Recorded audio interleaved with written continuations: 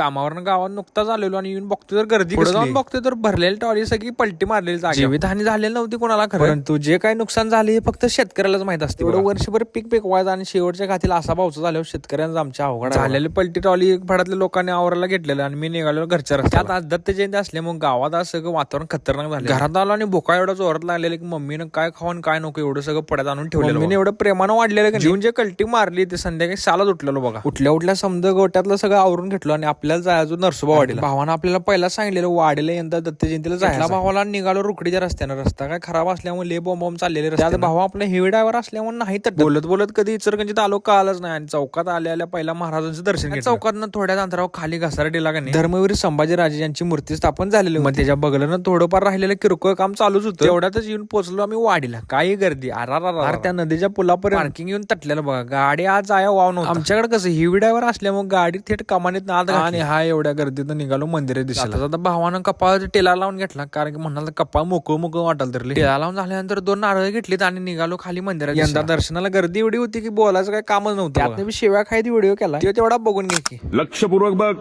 संकटमुक्त होशील. धर्म हेतु पालकं धर्म मार्गनाशकं कर्म पाशमोचकं सुशर्मदायकं विभुं.